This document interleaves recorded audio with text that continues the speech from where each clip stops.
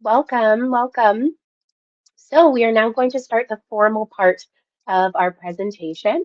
Thank you so much for tuning in today. My name is Cara, and I run the Elevate IP program out of North Forge for Manitoba and Saskatchewan. North Forge is located on Treaty 1 territory and in the national homeland of the Red River Métis. We honor the Anishinaabe, Anishinaabe, Innuwak, Dakota Oyote, and Métis people as the original caretakers of this land. As a not for profit innovation hub, North Forge recognizes its responsibility to listen, learn, and act. We are committed to respectfully supporting Indigenous cultural identities and integrity by incorporating Indigenous knowledges and leadership into our programming, governance, and community relationships. North Forge is a not for profit tech incubator, accelerator, and state of the art fabrication lab. We fuel Manitoba's innovative, science based, and technology enabled startups from ideation to investor readiness through unparalleled programming and resources that help you grow. Our facilities boast one of North America's largest publicly accessible fabrication labs where the public can access cutting edge tools and technologies. Thank you all for joining our Elevate IP webinar series, where we host reputable experts in intellectual property to share their valuable insights on various topics. Over the past 4 years, we've provided expert guidance to startups in Manitoba and Saskatchewan, empowering them to leverage IP as a valuable asset in their growth strategy. From funding patent filings to tailored IP strategies, we've seen firsthand how critical IP management is to the success of emerging businesses. It is now my absolute pleasure to introduce today's keynote speaker, Michael Williams. Mike has a BSc in genetics from the University of Manitoba, a PhD in biochemistry and biophysics from Texas A&M University, and was a postdoctoral fellow at the National Institute of Health in Bethesda, Maryland. He has worked as a patent agent at Aid & Co. in Winnipeg for 30 years and has extensive patent experience. Mike, I will now pass it over to you. Okay, so what I'm going to talk about today is a specific category of patent applications that's called a provisional patent application. That's an effective way of protecting inventions in an early stage when you don't quite have everything finalized, still gets you patent pending status without spending a lot of money trying to protect the invention everywhere. But before we can talk about that, I sort of need to set the stage a little bit, which means talking a bit about patents and the patent process. So a patent can be considered to be the exclusive ownership of a new invention in exchange for making the details of the invention public in the patent application. So it's also important to realize that what you're protecting here with a patent application is useful embodiments or exploitation of ideas, not so much as ideas. A patent's also a negative right. And what that means is it doesn't give you the right to do something. It gives you the right to stop others from making, using, selling, or importing your invention within the patent territory. So that's a second important concept, is that patents stop at the national borders. So with a Canadian patent, I can stop someone from making my invention in Canada. I can stop them from using it in Canada. I can stop them from selling it or importing it into Canada. But with just a Canadian patent, I can't affect what happens in USA. The other thing too, going back to it being a negative right, is that a patent doesn't necessarily give me the right to do something. And I don't need a patent to make an invention, but I may have a patent on something that's an improvement on somebody else's invention that they may still have a patent on. So because of that, having a patent doesn't mean I can do something. Making my invention with my added feature may still infringe that earlier patent, or I may be using something to make my invention that's a step that's patented by someone else. So that's a little bit more of an advanced topic for this discussion, but it's just something to be aware of. So the reason that they have the patent system is to promote and reward innovation. The government wants to incentivize inventors to share their inventions with the public in exchange for this time limit monopoly, which is 20 years. So because it's essentially a compromise where the government's wanting to reward innovation by giving inventors a monopoly, but they don't want them to have an unlimited monopoly because that's bad for competition. So we have 20 years, which for some inventions, if you think about how much telecommunication and computer software has changed well, even in the last 5 years, 20 years is a long time for those types of inventions, but 20 years really isn't that long for things like pharmaceuticals and herbicides, where there's long testing periods to prove that they're safe before those inventions can be sold to the public. So in some cases, 20 years is too short. In some cases, it's 20 years too long. 20 years is too short. In some cases, 20 years is too long. But overall, that's what we're faced with. Once the patent expires, the invention is then in the public domain, which means that anyone can take the invention, the teachings of the invention, and possibly build on it. So without a patent, without patents, the situation that we would have would be no one would ever invent anything new, because they just wait for someone else to make something and then copy it if there were no protections awarded to people who invent something new. Not everything's patentable, though. Generally speaking, patents can be used to protect a new process, or basically a method for doing something. A new machine that's used to manufacture something or carry out a task. It can be used to protect a manufactured product, or something like a composition of matter, where maybe it's a herbicide with new additives, so that the herbicide doesn't freeze up at -30 and can be shipped during the winter months, and they don't have to wait until the temperature is, the weather's warmer to be able to ship the herbicides or the other chemicals out to the farmers. You can also patent an improvement in any of the above. What kinds of things aren't patentable? Some are listed up here. Higher life forms aren't patentable in most countries. The US does allow patenting of some higher life forms, usually laboratory animals, like the Harvard mouse is one example. You can't patent scientific principles or abstract theorems. So something like the example that I usually use for this of a scientific principle is the Doppler effect. No one owns the patent on the Doppler effect because it's a natural effect, basically. You also can't protect methods of medical treatment or surgery, except for USA. Other countries think that a doctor that's trying to save someone's life shouldn't worry about whether or not they're going to be sued for patent infringement when trying to provide that life-saving support. You also can't protect methods of playing games. The way that the patent system works is colors of cards, what's specifically written on a game board or on the cards isn't really patentable. So most games, whether you're talking about life or Monopoly, break down to the same general idea, which is that you have a token that represents you on the game board. You have a random number generator, whether it's dice or a big wheel, and you move your piece around the board and do whatever the spot that you land on tells you to do. So that's sort of an example of where it's difficult to get patent protection on those types of steps, because all games more or less involve similar steps. You can't protect schemes, plans, rules, or mental processes. Generally, when we're talking about something like this, we mean things like methods of doing business. For example, ways of picking stocks, ways of MLMs, multi-level marketing businesses, those types of things, those types of schemes aren't patentable.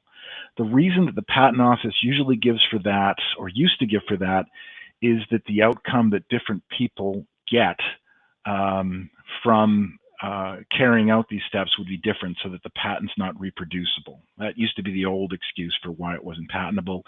Now they say that it's not patentable because it doesn't have these kinds of mental processes don't have an effect in the real world, that it hasn't been reduced to having that connection with the real world, which is something we're going to talk a little bit more about in a few minutes. You also can't protect features of a product which are solely aesthetic. So an example of that is light bulbs.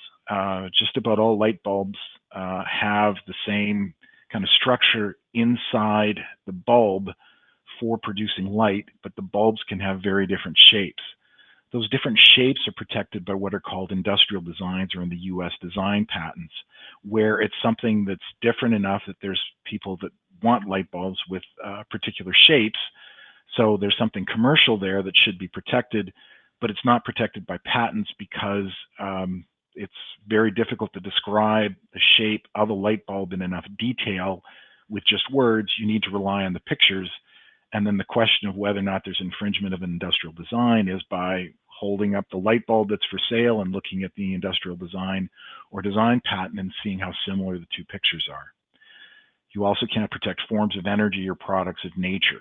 So an example of a product of nature might be a gene, an unmodified gene that occurs in nature, or an unmodified bacteria that exists in nature.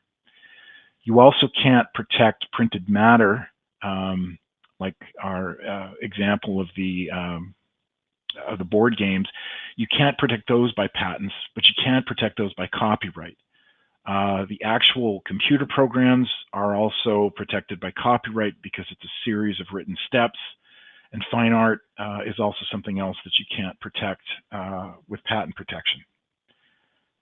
Now that I've listed those off, there are some exceptions or some ways that we work around protecting this subject matter by patents. So while higher life forms aren't patentable, transgenic cells are. So whereas I can't protect the mouse, I can protect a mouse egg with my transgene inserted inside it because that doesn't occur in nature. And then I may even be able to protect the method of making a transgenic mouse by implanting a female mouse with the egg and then growing the mouse to maturity. Can't protect the scientific principles and abstract theorems, for example, like the Doppler effect, but I can protect the method of using the Doppler effect to predict radar patterns or weather patterns using radar. So in that way, that's a practical application of a scientific principle where I'm then getting something useful out of it. I'm able to predict what weather patterns are coming, which is then having an effect in the real world, and that we can warn people, you know, there's a storm coming, there's a hurricane coming, there's a blizzard coming, you need to take the appropriate steps. So whereas methods of medical treatment aren't patentable, use of a drug for carrying out a specific treatment is patentable subject matter in Canada. Products of nature aren't patentable, but with our microorganism example, a bacterial cell that exists in nature, but I discovered that if I add it to soil at a high enough concentration, it'll break down phosphate that's in the soil for the plant to grow so that I don't have to use fertilizer.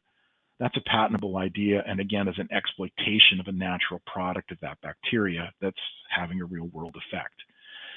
Computer programs aren't patentable, but the use of a computer to carry out a method having a real world effect is patentable if described in unambiguous detail. So this is an area I'm just going to talk about for a minute or two here. Just it's not really the topic of this, but there's a lot of inventions coming out that are AI based right now. And the way that the patent office is dealing with these is that they're saying that those inventions are only patentable if they're described in enough unambiguous detail that the process that is being described can only be used to carry out that specific chore by AI. So, for example, again, bear with me, let's pretend that business methods were patentable. Let's say that my idea is, okay, I'm using AI to scan all of these stock prices, and I'm looking to see if there's any trend in any of the metrics that I can use to predict when a price is going to go up or down significantly within 4 days. Okay, if I tried to get patent protection on that, a patent examiner would come back and say, well, all you're doing is you're saying, I put a bunch of data into AI and AI gives me an answer. You haven't invented anything, you're just using AI to do something. So I might come back though, and in my application, I might be saying, okay, well, really what's happening is I'm looking for a change in 2 or more specific metrics. I'm looking at what the price earning is, and I'm looking at how many shares are being sold. So that at a certain point, if there's more than a 15% change in the price to earnings ratio, and all of a sudden I see that either the sales go up, sales of shares go up or go down suddenly, even just by 5%, I know that that's the start of a significant move. And at that point is where I either want to buy or sell because I'm going to see this big shift in price. That's something where you're getting into enough detail where it may be patentable. The example that the patent office usually gives of something that's patentable has to do, that uses AI, or a computer program, has to do with anti-lock brakes. The idea there is that you have a computer program that's monitoring the wheels of the car. The computer program senses when there's a problem with the traction on the wheels and will then start applying brake pressure to the wheels based on which wheels need it the most, as a way of stopping the car, or stop preventing skidding and bringing the car back under control. So then the brakes are being pumped repeatedly and quickly, quicker than a human could do it, and the pressure is being applied differentially to the different wheels to compensate for the conditions that the wheels are encountering. So that's the real world outcome. It's not just giving someone a buy or sell option, as in my previous example. It's telling the car how to stop the wheels so that so that there isn't a collision or that the car doesn't lose control. So that's the example there of something where there's a real world outcome. So let's say that we've got an invention that falls under patentable subject matter. The next question that we have to ask is it going to be patentable? In order for that, it has to meet 3 criteria. It has to be new or novel. The invention has to be non-obvious, or it has really, what we mean is it has to have a degree of cleverness or something surprising to it, and it has to be useful. Absolute novelty means that an identical form of the invention cannot have been previously known by the public anywhere. An example of this, to go back to my example with the bacterial strain that's solubilizing phosphate in the soil, it might be that when we check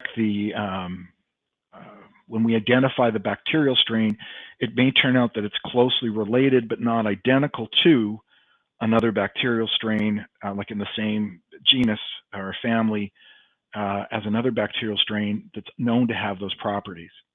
So they're not exactly the same, but they're similar, which is going to be an issue in the next slide. In most cases, what we're looking at, though, is, okay, you have this invention. Have you made it public, or have you shown it to anyone where you're not in control of who learns about the details of the invention? So discussions that you have under a non-disclosure agreement, or things that you talk about with friends or family members where they know or you're working on something and that they understand that this is important to you and it's something that should be being kept secret, that's not a disclosure. But if you go and show it to a third party who isn't under those requirements and won't execute a non-disclosure agreement, you're disclosing the details of the invention to them. If you go to a trade show where people can come up to your booth and look at your product and figure out how it's working, you've made a public disclosure. Now, part of that disclosure, though, is that the disclosure has to be an enabling disclosure. So if, for example, I say that I have a new treatment for athlete's foot, I haven't really provided you with an enabling disclosure. I've just said I have something and this is what it does. I haven't said how it does it. If I start saying it's a specific antifungal compound that's been used before, but the problem's been it makes the foot too moist, which helps promote the fungal growth, and I've added a drying agent now that's a powder, so it comes out as a powdered spray that has the antifungal agent in it, but it also dries the skin.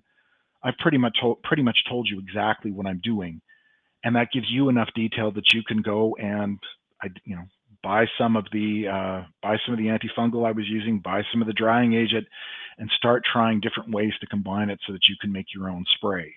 So that's what constitutes an enabling disclosure.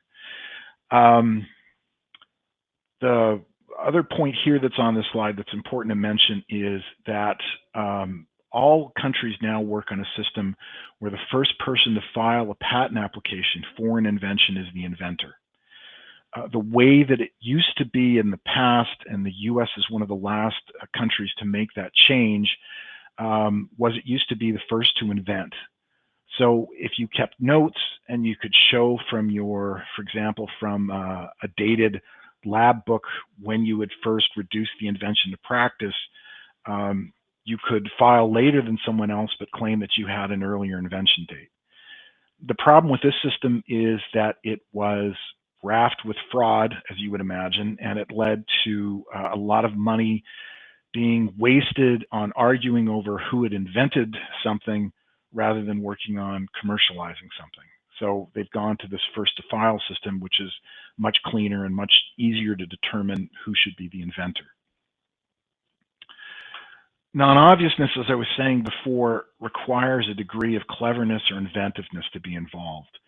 And that's considered by the Patent Office to be taken from the point of view of someone who was skilled in the art of the invention.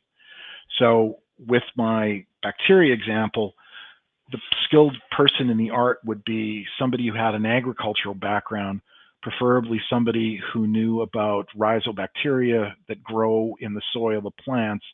And the question would be, would it be obvious to this person that a closely related bacterial species would have the same effects as the one that was known previously? In general, things that the Patent Office considers to be obvious things are substituting a mechanical equivalent with a self-evident modification. So an example of that would be, simple example of that would be, well, instead of using nails to nail these two boards together, I used a screw and now the boards stick together more tightly. The Patent Office would say that would be obvious to switch. Aggregating known elements that produces a predictable effect is not considered to be a combination, which means it has synergy. It's considered to be an aggregation. So the best example of how they look at this is if the two parts are functioning together or if they're functioning separately. So the classic example of this is the number 2 pencil, which has an eraser on the end of it. So the idea of putting an eraser at the end of a pencil was held to not be a patentable idea because if I break the pencil in half, I still have a writing portion that works fine and I have an erasing portion that works fine. So the broad idea of putting an eraser on the end of a pencil wasn't patentable. But what was patentable was rather than just fitting a molded eraser over the end, which could slip off and be lost or doesn't always hold on to the pencil particularly well when you're trying to erase, the idea of putting the metal cylinder around the end of the pencil was a patentable idea because that held the eraser in place so you didn't lose it. And it also kept the eraser steady so that it made it easier to erase when you made a mistake when you were writing something. So in that case, that cylinder allows for there to be an interaction between the pencil and the eraser so that the eraser is able to do its job better and it doesn't get separated from the pencil. So that's something that we mean by a combination or a synergistic effect. Substituting equivalent material isn't a patentable invention. So if somebody came out with a better eraser, the material that they were using to make that eraser and the method of making the eraser might be patentable on its own, but the idea of just substituting one type of eraser out for another one in my pencil wouldn't make my pencil with an eraser at the end of it patentable again. It would still be, that would just be an obvious substitution of one material for another. Generally speaking, also changing size and scale of parts isn't patentable unless there was inventive ingenuity required, usually for making something smaller. So non-obviousness is taken from the position of a person of ordinary skill in the art. So it's someone who knows everything in the field, capable of following the teachings of the disclosure, but is someone who's uninventive and unimaginable. Or sorry, unimaginative. It's also difficult imagining somebody like that, which is usually what the fights we have with the patent office are about. The last criteria is that it has to have usefulness or utility. Generally speaking, things that lack utility can be when there was the push to sequence the human genome.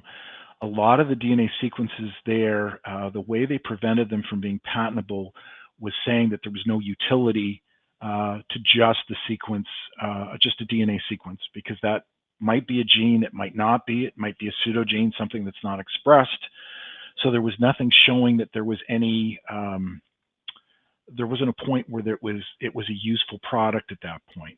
You could say it's the same thing with my Doppler effect example, right? There was no utility to the Doppler effect until one example of that utility was developed where they used it for predicting weather patterns.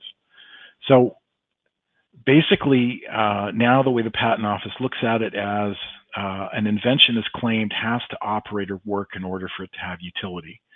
You have to have reduced it to practice, which means you have to be able to show that it carries out and does what it's supposed to do. Depending on the invention type, may not be necessary to build a prototype, and a sound prediction of utility can be enough to protect something. So I've put up a little slide here, which I'm calling the patenting conundrum. As I said at the start, patents stop at national borders.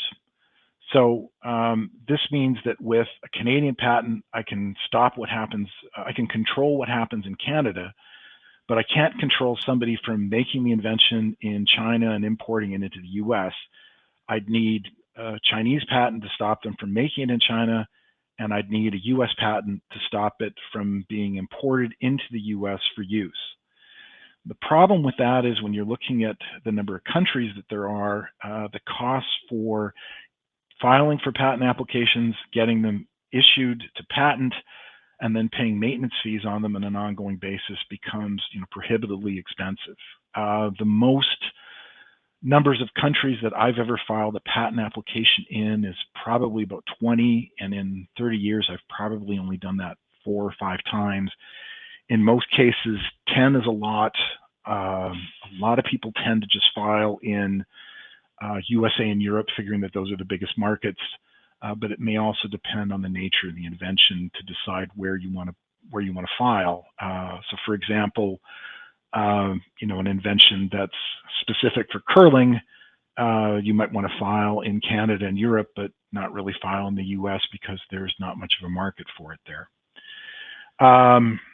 Most countries require that a patent application be filed before the invention is made public. The theory there is that you shouldn't be able to release something to the public and then take it back and decide that you want it to be protected under a monopoly. Other countries think that's too harsh. 2 examples of which are Canada and the US, which give you a 1-year grace period where they think, well, you should be able to make something, try to determine if there's much of a market for it, and then go back and get patent protection for it. As I was saying, with filing in multiple countries, patent application fees are, filing fees are expensive, especially when translations are required.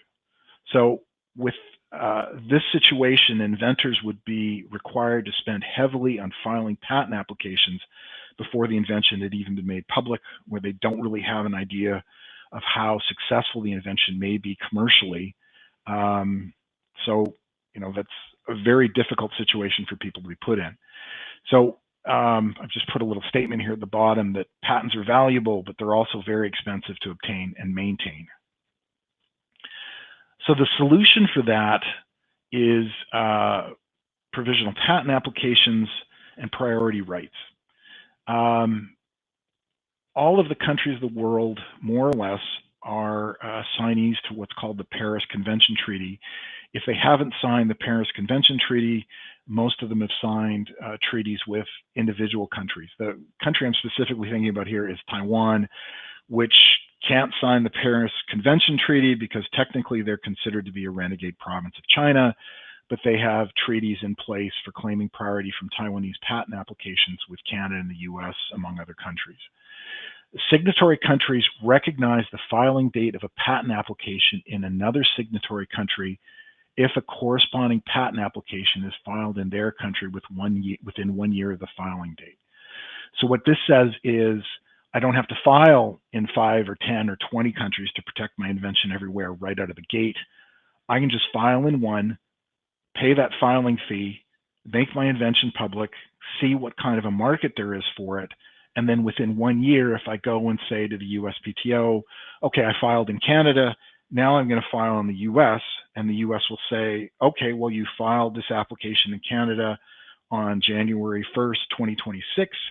You're filing it here on December 29th, 2026, but we're going to treat it as though it was filed January 1st, 2026. And anybody that's filed in USA between January 2nd, 2026 on is behind you in line. You're ahead of them. You're the first to invent as of this date. So this is a great system because it allows you that time to just file in one country and then see what develops with where you want to file the invention or see what other modifications you make to the invention. USA goes one step further where they have a specific category for these first patent applications that they refer to as provisional patent applications. The provisional patent applications have a comparatively low government fee. It's around $200 US instead of about $1,000 US for the complete US filing fee. The provisional, that's the government fee. These provisional patent applications are not examined while they're pending, but they are reviewed for priority purposes when a complete application is filed. So when I file initially, an examiner doesn't look at it, but then when I complete the application and I start going down the route where I'm trying to get this issued as a utility patent, the patent examiner will go back and say, okay, well, what did you say? I can read what you said here in your complete application in December 2026, but what did you say back on January 2026? Had you reduced the invention to practice? Is everything that you're claiming now described in this original application? The nice thing about, the two nice things about the provisional patent applications are they're not published unless a complete application, they're never published and they don't become publicly available until a complete application is filed. So if I file one and forget about it, it just lapses, it never becomes public, and I could then refile and start my 1 year priority year over again. And because it never becomes a patent, it doesn't count against, that 1 year doesn't count against the 20-year patent term. So it's essentially a free year of patent pending status at the beginning that doesn't count against your 20-year term. I'm just going to divert here for a second to talk about trade secrets because it's an important thing to consider when you're looking at something, whether or not to patent something. So a trade secret is generally thought of as confidential business information, aiming to provide a business advantage. It's valuable for things that might be patentable when the end product can't be reverse engineered from looking, just from looking at the end product, you can't figure out how something was made. So for something like, a bad example would be a chair, somebody can break apart the pieces of the chair and figure out how I put it together. But for something like Coca-Cola, which is probably the most widely cited example of a trade secret, the actual formula is supposedly made by making component A in one plant, making component B in a second plant, and one vice president knows the formula for A, one vice president knows the formula for B. They supposedly never travel on the same plane together. And then A and B are taken to a third facility where the two of them are mixed together to form the end product. So something like that, you know what the components of Coca-Cola are because the ingredients are on the label, but you don't know what the ratios are. You don't know when the different components are added to the mixture or where, and you don't know what the processing temperatures or pressures or other things are in the whole process. Now, that being said, I'm sure there's people that have a pretty good idea of how Coca-Cola is made, and I really don't think there's much difference between Coca-Cola and some of the store brands that are manufactured or bottled on their own. But at this point, Coca-Cola's strength really is in their trademark and not so much their trade secret. But anyway, I'm getting off topic there, but the point is just to say that, you know, this is what a trade secret is. It's something where you've got something that isn't obvious. The end result doesn't make the method of getting there obvious. So patents and trade secrets are generally considered to be mutually exclusive. On the one hand, I have to describe in detail in my patent application, which is going to be made public, how I go about making my product. Trade secret, in order to maintain a trade secret, you make sure that no one knows how you're making your product. That isn't required to keep it secret. But during that 1 year where the provisional patent application is pending and you have patent pending status, your patent application isn't going to be made public. So for that 1 year, you could keep something as both a patent, both as patent pending and as a trade secret. So that anyone that I'm going to tell them what my patent application is for, I make them sign a non-disclosure agreement, and then I don't disclose the details of how I'm either producing my product, or if it's an AI-based invention, I'm not telling them what my specific steps are for getting my end result. So that way you could file a patent application for something, have patent pending status, and then at that end of that year, look at it and say, okay, how likely do we think it is somebody's going to figure out what we're doing? Do we want to tell this method? Do we want to file the patent application to try to get a patent on this? Or do we want to just keep this method secret and maybe we'll license it to people that we can trust? Or, you know, it's an AI invention. We can figure out a way of making sure that nobody can see behind the scenes what the AI is doing, and they'll just pay us for our stock picks, as a bad example.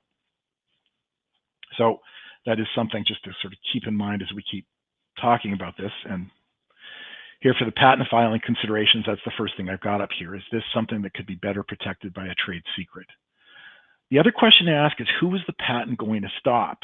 Is the end user a company or is it an individual? I've had people come in where their idea, the other question to ask is how big is the potential market for the invention? And these 2 points sort of tie together for that. I've had people come in where they've been buying gardening equipment from Canadian Tire for $4, let's say, making some modifications to it, and then their plan was to be selling these at flea markets for $5 and wanting to get a patent on it. Problem one would be, you know, how big is your potential market for this? In order to get a Canadian patent might cost you $3,000 or $4,000, and then to go around enforcing it would cost a lot more than that. So you've got to be selling a lot of these garden products at these flea markets to make that money up. The other thing is, if you're making these modifications to it yourself, this is something where you know, a competitor might be your neighbor who sees how you've modified these things, and then he goes out and makes those same modifications. Even getting a lawyer to write a cease and desist letter for you telling your neighbor to stop making those, even if he's selling them, is going to cost you, might cost you $500, for example. So, you know, is it worth spending that money to stop your neighbor from making $50 knocking off your invention? So those are simplistic examples, but there's still questions that are worth asking when you're looking at whether or not something's patentable. The other question is, if it looks like it's going to be difficult to patent your invention, and I'm speaking specifically about AI-based inventions here, by filing a patent application and describing the invention in enough detail so that we have a decent chance at patent protection, are we making too much information publicly available? So basically, by doing this then, where I'm describing in detail all the specific, to use my investing bad example from before, if I'm describing all these metrics that I'm going to be looking at and the timing of them in so much detail that I've got a chance of being able to say, you know, specifically, this is what my AI tool is doing. Am I giving what should really be my trade secret and my technical know-how, which I should be keeping secret, away for other people to copy or build on, and not at the end of my 20-year term, because they'll look at it and figure there's no way he's going to get a patent on this, or if he does get a patent on it, it's going to be on this one thing, and we can do some of the other things that he's talking about here that aren't likely to be patentable. The other question that I look at is, what fallback positions do we have? If we're trying to protect this and we've got a broad idea that's enabled, what are we going to do if the examiner finds something that has that same idea or otherwise says that idea isn't patentable? What else can we claim? What can we add to make our device into a combination of some other features where we can show that there's synergy, or that, this makes the invention, 5% better or 10% better? To use my athlete's foot cure as an example, let's say that the examiner finds someone else with a fungicide and a drying agent, but they aren't using the same propellant that I'm using. And the propellant works well with the drying agent because it lets it keep like a semi-wet powder and not a too dry powder that just rubs off. So that combined, then it works really well at reducing the moisture of the foot and allows the fungicide to be better able to kill the fungus. So that's really what we're always looking for. I sometimes use the example of it's like a chess game where you've got to be thinking 2 or 3 moves in advance. If the examiner says no, what else am I going to claim? If the examiner doesn't like how I've described this, am I describing it in a different way? Do I have a definition for all these terms? Do I have all of this information built in the application so that we've got things that we can rely on if the main plan doesn't work? Next question is then when to file. So is the invention reduced to practice at the point of invention? And I've got an example where we're going to talk about this. Basically, it's really a question of, do we have proof that what is believed to be new makes the invention new or better, and do we have proof basically that it does what we're saying it does? So in that case, it would be, do I have some proof that my propellant makes the sample drier, so that it's not drier, allows it to be a little wet so that it sticks better than strictly a dry powder? The questions you have to ask yourself are, how much more work needs to be done on the invention for successful commercialization, and do we think we can do that in 1 year? How close are we to being able to launch the product or otherwise commercialize the invention? Because that year goes fast, and if we're looking at having to spend tens of thousands of dollars to get patent applications filed in all the countries we want to file in, it's better to be spending money that's from profits and not from investment money. Do we have to disclose the invention? Are we going to a trade show or publishing a paper, or we want to be doing presentations for partners or investors who won't sign an NDA? Now, the most important question is, it's likely the hardest one to answer, which is, or the impossible one to answer is, we don't know what other people are doing at this point. Because patent applications aren't made public until 18 months after filing. So right now, I know what people have done in September of 2024 if I do a search, but I don't know who's filed a patent application last week, and I won't know until September of 2027. So you don't know if there's somebody else on a parallel track developing something similar. It's all these factors kind of weigh into it, but I'd say the 3 major ones are, have we reduced it to practice? How much more work do we need to do? Are we in a position where we need to disclose? And do we think it's likely that there's someone else who's going to develop the same thing? And it's hard to get solid answers to any of those things. You just kind of have to weigh everything and decide how best to proceed. Elements of a patent application, usually we have at least one drawing where appropriate showing what the invention looks like. The description describes the invention in detail. I'm going to talk about parts of that in a second. The most important part of the patent application from a patent agent standpoint, and the most important part of an issued patent, is the claims. and the claims are the language that define the scope of the invention. So it's a series of statements that define all of the important parts of the invention that go together. The thing that a lot of people get confused with are getting mixed up with product claims and patent claims. So a product claim would be makes whites brighter, right? That would be describing what the product does. The patent claim would be a mixture of disodium benzoate with a non-ionic surfactant that promotes cleaning of fabric by binding to dirt, breaking the dirt up, and releasing the dirt from the binding to the clothing fibers, thereby cleaning the fabric, as an example. So what to include in the patent application? And I saw that somebody asked this, so this is where I'm going to answer it. Do I have to do a patent search? The answer is no. A patent search, as I was just saying, will tell you what was filed 18 months ago. Won't tell you what's been filed recently. But it's important to realize that not everything that is patented is successfully commercialized. So just because you've never seen anything like it in the stores doesn't mean it's new. And by looking at other people's patents, you may get ideas for modifications that you can do to your own invention. So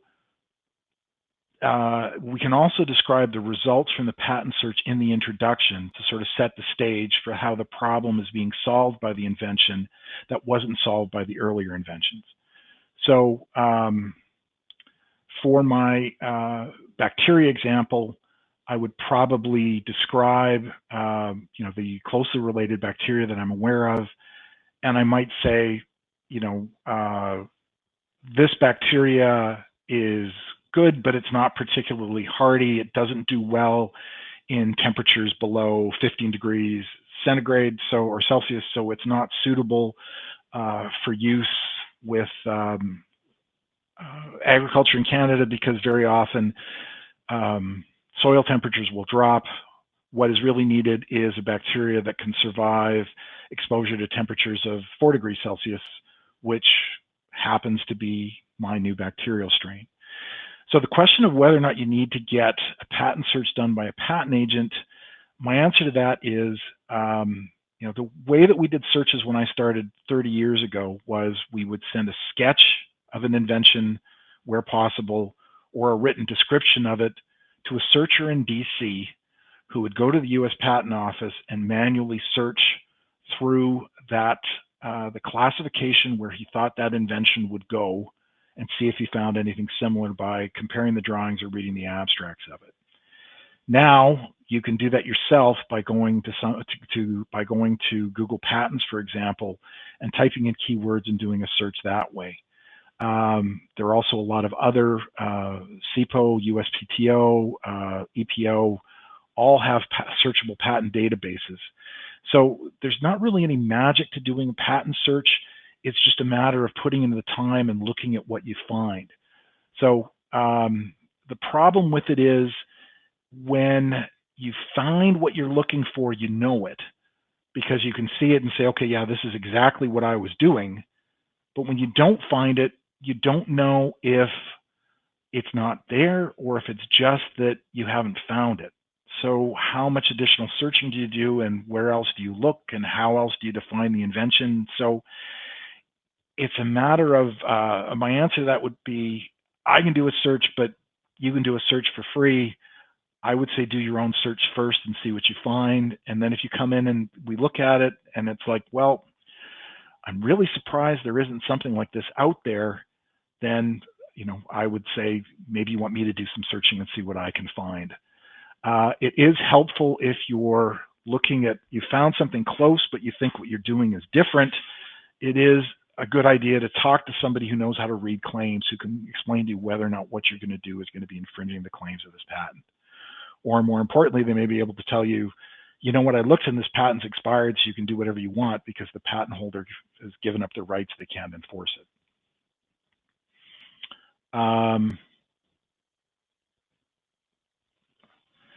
So how do we describe the invention in the patent application? So while we can include, and I want to say too that I do this with provisional applications as much as possible, just because in a lot of cases we end up completing the patent applications at the last minute with minor additions to it. So it's nice to have a fairly complete or a strong document, on file at an initial stage. So we're just adding a bit at the end, sometimes under tight time when the applicant's deciding whether or not they want to go ahead.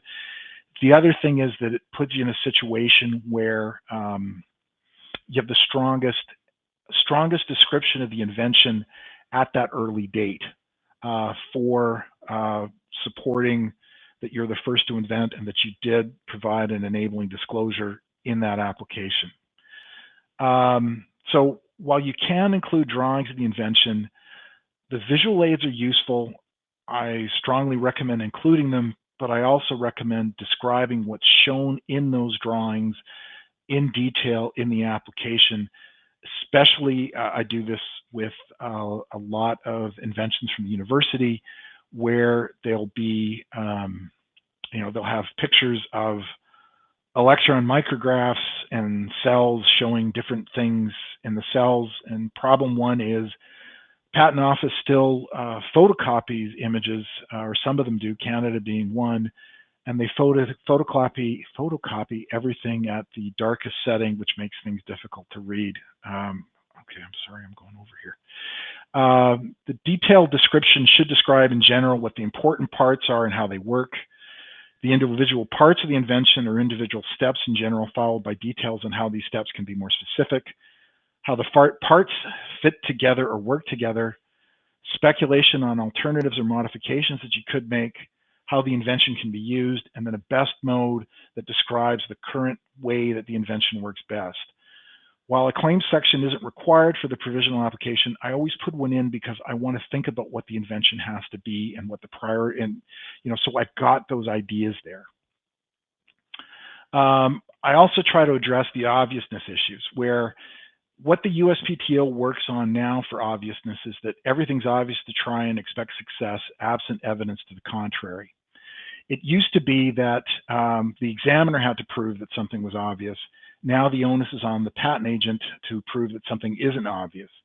So the question that we always ask is, well, what you did first was obvious, but if what you did first didn't work, then you came up with this. So what did you do that didn't work? And what were some of the technical hurdles that you had to overcome to get this to work? And why haven't other people done it this way before? What did you see or think of that other people didn't? Europe works on the idea that, okay, this is a new cure for something, new cure for athlete's foot, but do we really need one? And then it's a matter of showing how what you're doing is better than what's been done before. Including these arguments in the provisional patent application gives you a starting point where you're going to talk about, you have the arguments in place to be arguing with the examiner later on. So I've put together a quick little example here of an invention that we found doing a search a few years ago. So where we're talking about reduction to practice, the idea that having a heated ice cream scoop for removing ice cream is just an idea, but it's reduced to practice where I've figured out that I'm going to make a device that has a removable heat source that can be integrated into the handle for heating the scoop, because at that point it's an invention because I'm describing how I'm heating it in detail. So let's say that the inventor says there's nothing like this commercially available, but he did a search and he found over 50 patents dealing with ways for getting ice cream released from the scoop, but nothing like this. So ones where you squeeze and there's a scraper that goes through the bowl would be one example that I remember we used to have back in the 70s when I was a kid. I put this in because this is a bit of a warning sign. If you see that there's a lot of inventions that are solving this problem, but you haven't seen any of them commercialized, it's probably a good sign that there isn't a market for this. The inventor has a prototype and he's about to start producing the heated scoops. So he wants to file now to protect novelty. He thinks about filing, the inventor thinks about filing in USA, Canada, Europe, Australia, New Zealand, which would probably cost between about $20,000 and $25,000, but decides to file a US patent application instead. So the inventor knows about metals and heat retention by metals. The inventor says that by knowing how much heat the lighter produces and the heat transfer properties of the metal being used, by keeping the lighter on for 30 to 40 seconds and having a stem, which is labeled as number 39 in the drawings, of a length between 2 to 4 inches between the lighter and the bowl, will heat the bowl to a suitable temperature for removing 2 to 3 scoops of ice cream, at which point you have to reheat it. So in the provisional application, we describe the invention as providing a heat source in an open cavity in the handle of the scoop for heating the bowl of the scoop. We might also talk about we'll also describe the ranges of lengths of the stems, what metals the bowl could be made out of based on the knowledge of the heat conductivity of the inventor, how long the lighter needs to be active, a range of how much heat is needed to heat the bowl based on how long that lighter's on, as well as a range of temperatures that the bowl can be heated to make it easy to remove the ice cream without melting too much of the ice cream, so that you're not getting something that's sloppy, you're still getting something that has some firmness to it. So let's say then that when the inventor starts making these, the inventor finds that not only is the bowl getting heated, the handle is as well. So the heat's not just traveling up, it's also moving down into the handle. And that becomes a problem when users are overheating the bowl to try to remove more than three scoops of ice cream in one go, that the handle gets too hot to hold. Let's say that we also find out that the metal used for the bowl conducts heat, but it also gets soft during heating, and that it has a tendency then to curl inward or outward because of the repeated contact with the ice cream. Finally, this is an old school lighter, and a lot of users are not adept at striking the lighter and getting the flame to maintain, let alone holding it in the right position inside, inside that closed space. So let's say that our inventor goes out and does some more research on it, and he finds a different heat source, one that has a depressible switch on the side that can still fit into the cavity, but then that enables the inventor to put around a heat-resistant, deformable casing, which acts as a handle, so that you can still push on that cavity to turn the heating element off or on, but you've got that protection from the handle getting too hot. Let's say the inventor also finds a stronger alloy which conducts heat better, lets you make the bowl thinner, and stays warm longer, and more importantly, doesn't deform when hot. Finally, let's say that the inventor adds a temperature sticker which shows roughly the temperature of the bowl as a bar graph, so that the user can tell when the bowl is hot enough. So now in this way, the inventor solves all these problems, because now you can keep the heat on until it gets to the temperature that you want, turn the heat off, use it, and then just keep checking the temperature to see when you need to heat it up again. You don't have to strike the lighter and try to stick it inside the scoop anymore, because the heating element's being held in the cavity, and your hands are protected from it. So it's a much better product. So if the inventor had gone and filed, I'm going to step back for a sec. So the core concept here is still the same. You have a heating element that's inside the cavity, and it's heating the bowl. But a lot of the specifics here are different. In this model, we've now got a completely internal heat source, and we've also got the combination of this heat source and the temperature gauge that tells you when something's too hot. We're also making it out of a better metal that produces a better product. So if we'd filed, the 5 complete patent applications like the inventor wanted to in the first place, the question then would be, okay, do we file 5 more for the second version? It might be covered under the first, but it might not. And then if we file the second one, it's also possible that a patent examiner will come back and say that it's too similar or it's obvious. But because we filed a provisional application, we spent less money on that than filing the 5 complete applications, And now we can just spend a little bit more money adding this information to it, paying another filing fee, and now having a patent pending or a disclosure date for the initial version with our Bic lighter, and then a second version later on with our better lighter with the handle and the temperature gauge, where that idea has been reduced to practice at that later date.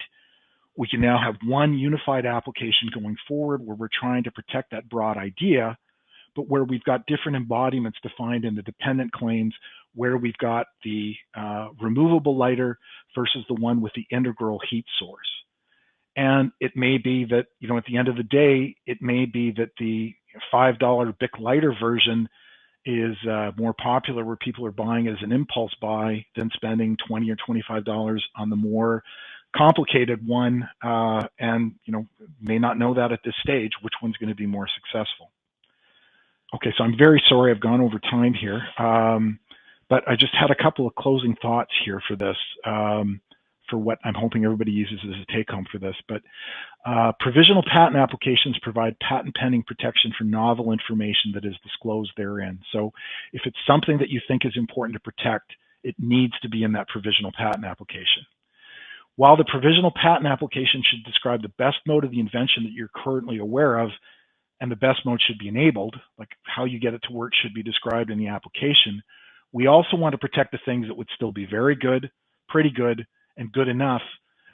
And the reason for this is the patent office doesn't want you to protect what's best. The rules are you don't protect what's best, you protect what's new and non-obvious.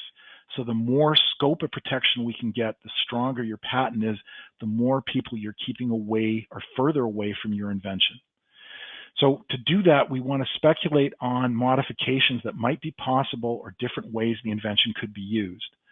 The idea is to create a flexible document that describes what you're doing now, but also what you might do and what you could do.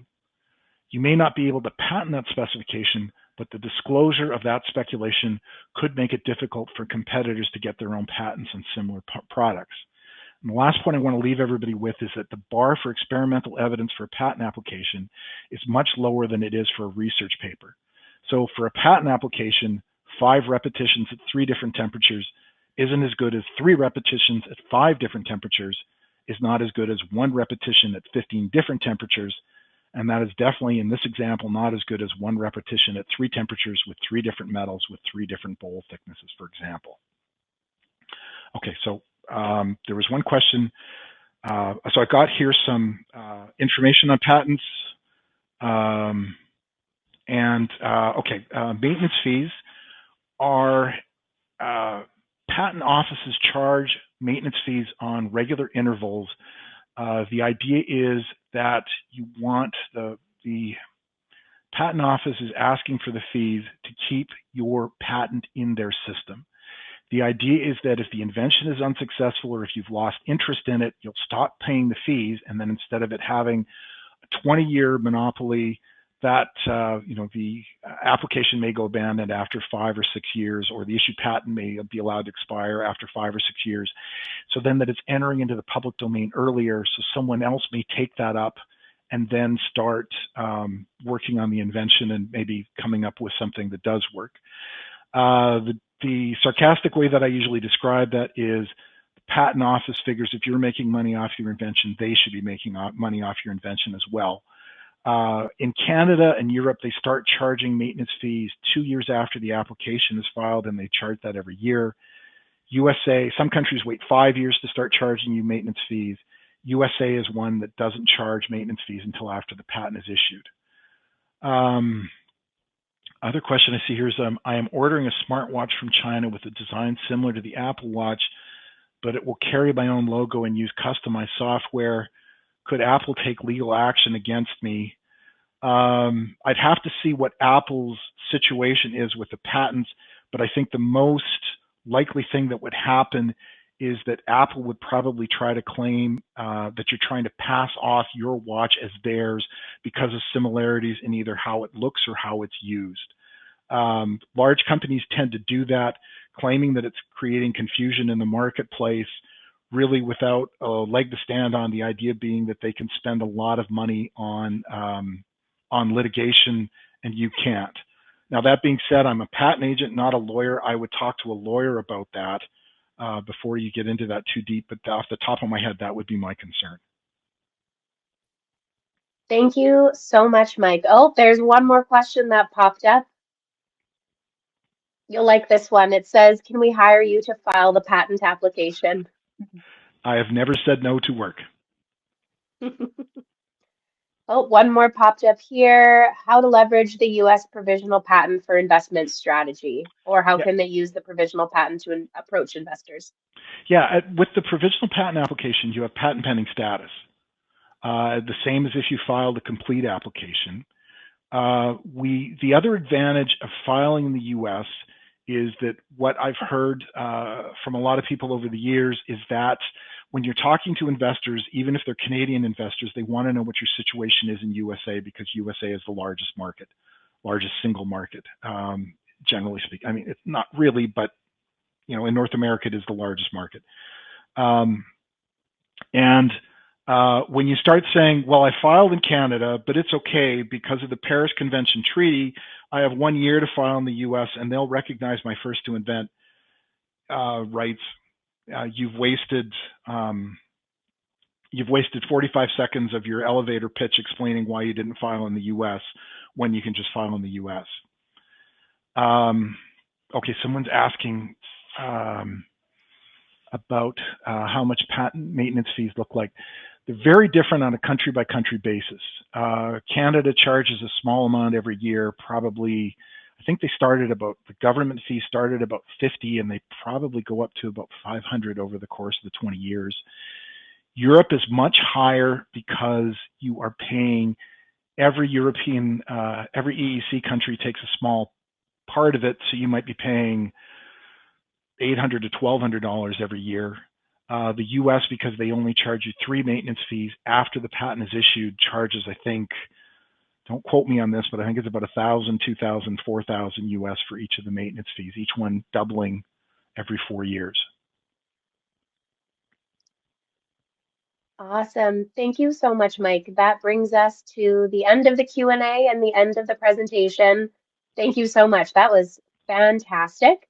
For everybody watching and listening, if you'd like to reach out to Mike, his information is on the screen. Feel free to also reach out to me and I will send it to you. I hope everybody has a great day. And if you'd like to rewatch this, it will be up on our YouTube channel probably tomorrow. So thank you so much, Mike. And everyone, thanks for joining. Have a great day. Thank you.